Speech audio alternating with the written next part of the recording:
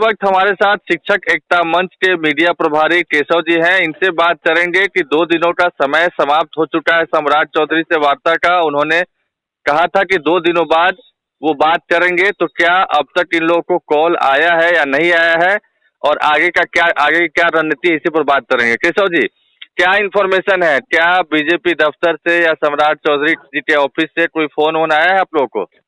जी ना, अभी तक न तो कोई फोन आया है वहाँ से, न ही मीडिया के माध्यम से कोई सूचना मिली है अभी तक।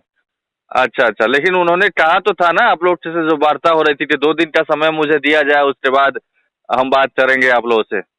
हाँ, उन्होंने कहा था कि 2 दिन में हम मुख्यमंत्री से मिलकर समस्या का समाधान कराएंगे और यह आखिरी वार्ता नहीं है, जरूरत हुई तो आपको फिर बुलाएंगे भी, लेकिन हम समस्या का समाधान जरूर कराएंगे। हमारी पार्टी और हमारी सरकार आप लोग के साथ है। निश्चित रूप से कोई घर से बेघर नहीं होंगे, कोई हटेंगे नहीं, सारी समस्याओं को हम जड़ से समाप्त कराएंगे, ऐसा उन्होंने आश्वासन दिया था। इसके लिए 2 दिन का समय लिया था, तो 2 दिन का समय चूंकि कल पूर गया है, तो आज हम लोग उनसे संपर्क करेंगे। वो लोग तो नहीं किया जी जी, लेकिन आज हम उनसे संपर्क करके आगे की रणनीति बनाएंगे उनके जवाब के अनुसार। ठीक है, देखिए मेन बात है कि 2 दिन के बदले 3 दिन में हो जाए तो कोई बड़ी बात नहीं है। दिशा कहाँ जा रहा है? अगर दिशा सही है तो दशा सही होगा, आज नहीं तो कल। और दिशा गलत है तो दशा भी गलत होगा। तो उनसे हम लोग बात करने की कोशिश आज करेंगे कि ये बताए, अगर हाँ कहेंगे कि हम दिल्ली से लौटते हैं तब इस पर निर्णय हो जाएगा, या 2 दिन का और टाइम दीजिए, तो कोई बात नहीं।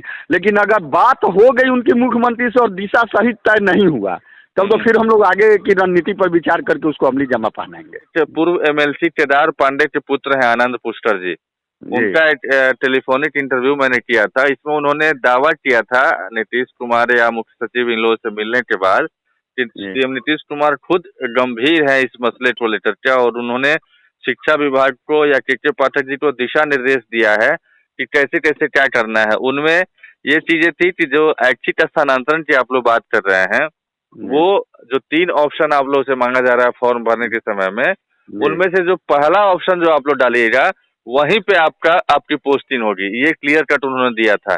इसके अलावा जो प्रश्न पूछे जाएंगे वो भी बेहद सरल होंगे, और कहा यह भी जा रहा था, अंदर की बात मैं बता रहा हूँ, कि अगर पहली दफा कोई पास नहीं कर जाते हैं तो दूसरी दफा वो पास कर जाए, ऐसा भी उन्होंने कहा है।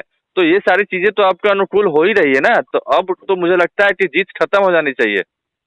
देखिए, हम लोग की जिद है ही नहीं।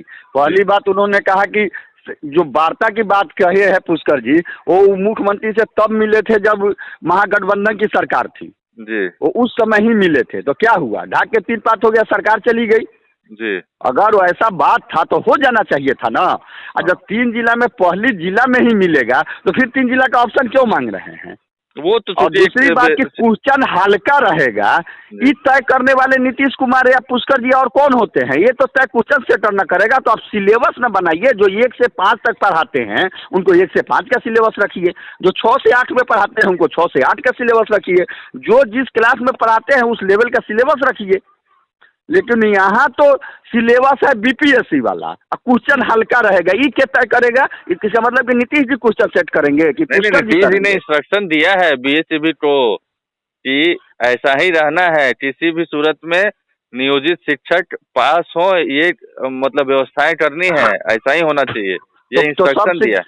तो सब शिक्षक तो ऑलरेडी दक्षता और पात्रता पासे है, तो जब इंस्ट्रक्शन है पास कराने के लिए, तो फिर परीक्षा क्यों ले जा रही है?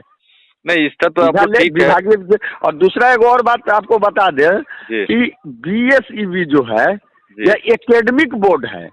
आज तक कभी कॉम्पिटिटिव परीक्षा लिया है? आज तक एक भी परीक्षा नहीं लिया है। तो आप लोग क्या चाहते हैं, बीपीएससी से हो?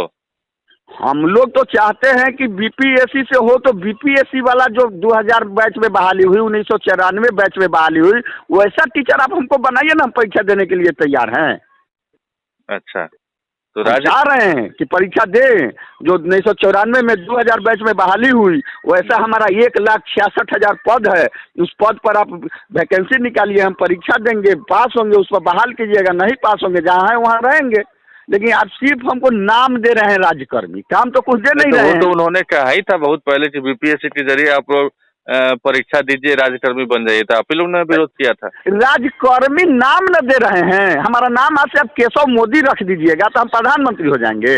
गांव में ऐसे बहुत सारे लोग हैं जिनका नाम रहता है डॉक्टर साहब, क्योंकि बच्चे से उसका बाप दादा डॉक्टर रख देता है, उसको सुइया भोंकने नहीं आता है। बहुत ऐसा लोग है जिसका नाम रहता है वकील साहब, उसको दस्तखत करने नहीं आता है। उसी तरह ही हमारा नाम राजकर्मी रख रहे हैं। राजकर्मी की सुविधा और पेमेंट हमको थोड़े दे रहे हैं।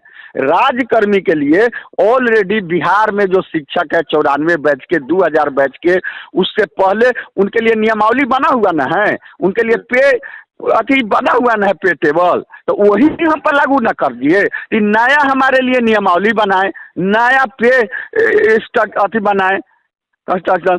इस सब चीज जब नया नया दे रहे हैं जी जी, क्या के लिए, इसका मतलब हमको राजकर्मी तो दे ही नहीं रहे हैं। अभी एगो चिट्ठी निकला है के पाठक सर का कि सभी राजकर्मी हो गए हैं,